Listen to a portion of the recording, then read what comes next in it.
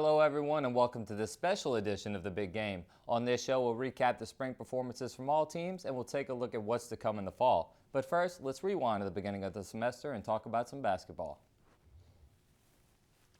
The men's basketball team struggled in Jay Ladner's first season, battling the tough non-conference opponents as well as the injury bug. The team finished with an overall record of 9-23 and a conference record of 6-12. The men saw their season come to an end with a loss to in-state foe McNeese State in the conference tournament.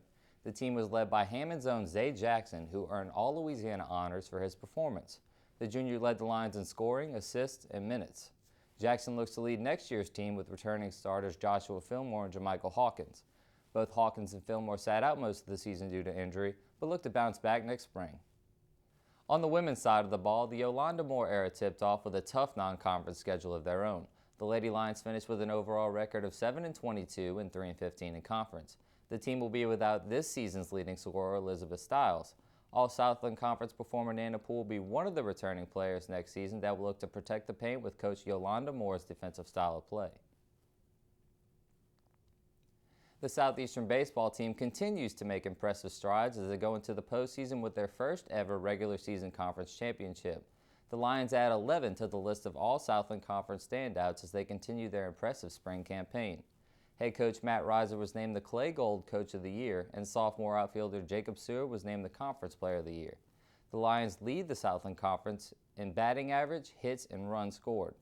Other notable first-team performers include first baseman Kevin Carr, junior DH Daniel Bidet, and junior pitcher Tate Ciano. The Lions will be in action again this week as they'll play in the Southland Conference Tournament in Sugar Land, Texas. We're going to take a quick break, but when we return, we'll talk about some Lady Lions softball along with some Southeastern golf. Stay with us.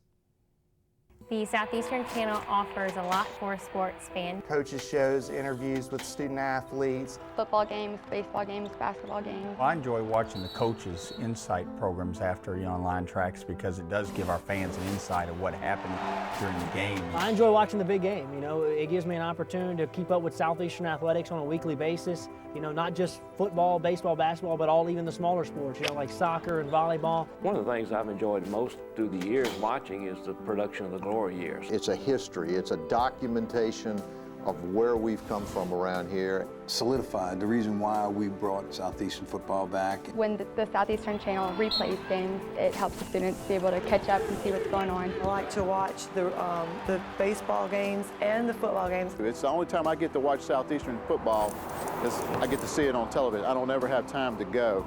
Even athletics can be an educational experience when you involve the Southeastern Channel. Welcome back to The Big Game. The Lady Lions softball team had arguably one of the most impressive turnarounds in softball this season.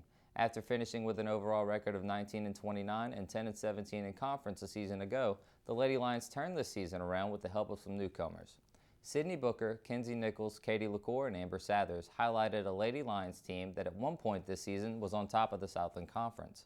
Although they saw their season come to an end at the hands of Northwestern State's Lady Demons, the Lady Lions look to return next season after setting new Southeastern records at the plate. The men's and women's track and field team capped off their season with the men finishing third and the women finishing seventh in the Southland Conference Championships. Southeastern hosted the tournament where the Lions looked to reclaim their spot at the top of the Southland Conference. Notable performers for the Lions were Alex Young, Brett Olson, Misha Frazier, and Jonathan Kinchin. These throwers were able to propel the Lions all season long while setting both personal and school records. The Lions look to be in action in the 2015 East Preliminary Round on May 28th in Jacksonville, Florida. This past Saturday, the Lions golf team finished up their run in the NCAA Regionals in Lubbock, Texas. While the Lions were unable to qualify for the NCAA Championships, they placed ninth, leaving them 9 strokes from a top 5 finish. The 9th place finish was the best finish for the Lions in an NCAA Division I regional.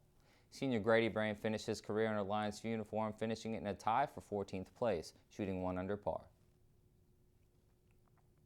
The young Lady Lions tennis team finished their season with an overall record of 11-10 and with a conference record of 3-8. The Lady Lions were led by all-conference singles performer Renee Virial. She would lead a young Lions team that was eliminated from the conference tournament by in-state rival Nicholls State in Beaumont, Texas. Villarreal will begin her senior season ranked 9th on Southeastern's career victory list with a 55-6 record. That'll be all the time we have for this edition of The Big Game. Join us again in the fall as we look ahead to some Southeastern football. For in-depth sports news, you can log on to www.lionsports.net. Join us again. For all of us here at the Southeastern Channel, I'm Richard Mills. Thanks for watching.